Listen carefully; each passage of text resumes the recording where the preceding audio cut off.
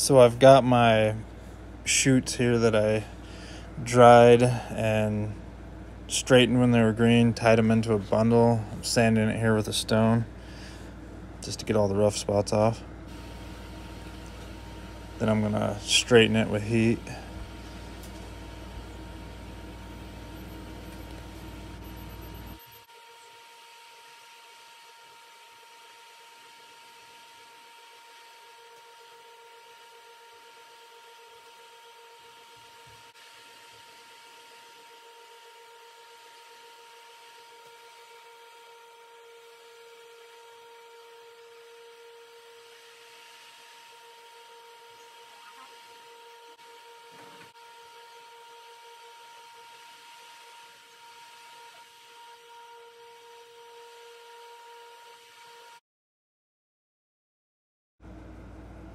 So here's a picture out of a book that just demonstrates what feathers are right wing and left wing, and you want to use the feathers only from one wing. You don't want to have one feather from a left wing and one feather from a right wing, because that'll make the arrow have a confused flight.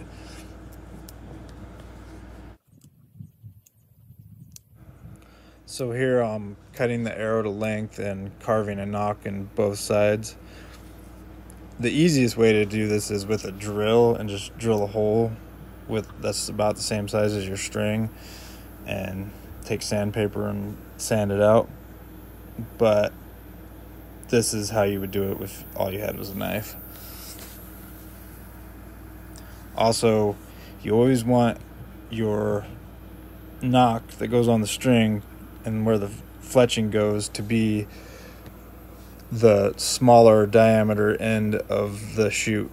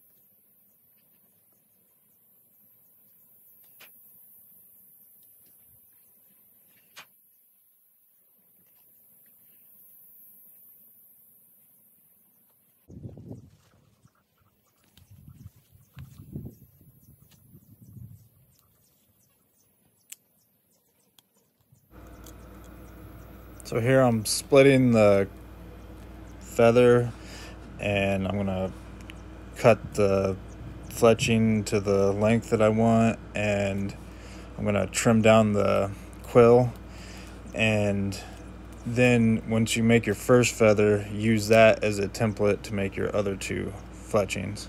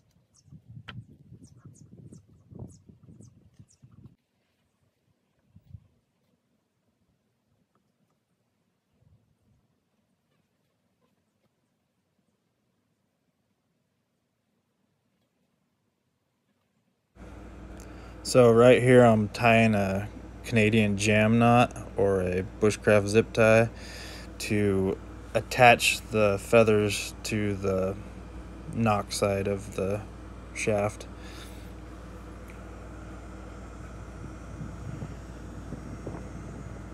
Then I'm going to wrap it and do a serving knot to lock it into place, which is basically like a whipping.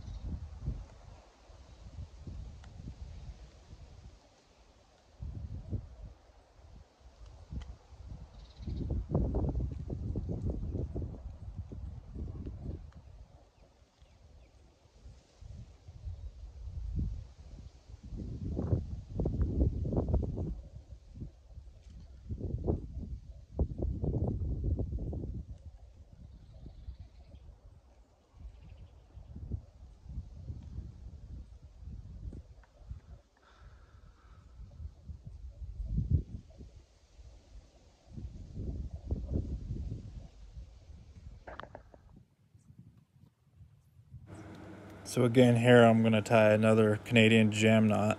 Then I'm going to pull on the quill a little bit to suck the feather down to the shaft, adjust them to where they need to be, and then I'm going to wrap it up to the other end and then tie another serving knot.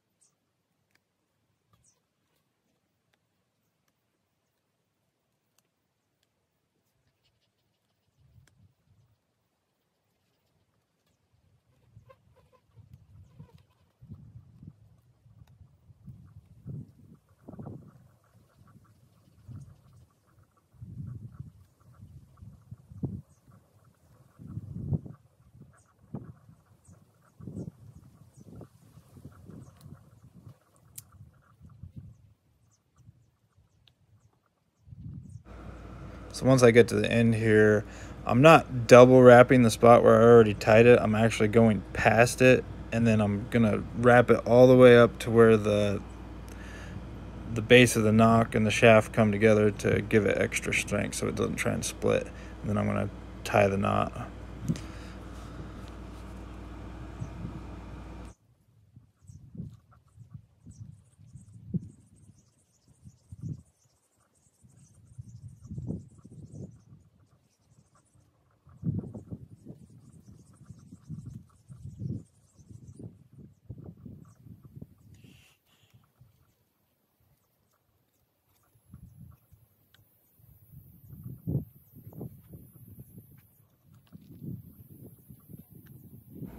So here I'm just cutting the tag ends off after I tied the knot, and then I was gonna try to burn them and then press them down, but I couldn't. The wind was blowing too hard, so I had to do that later on when I moved into the shop.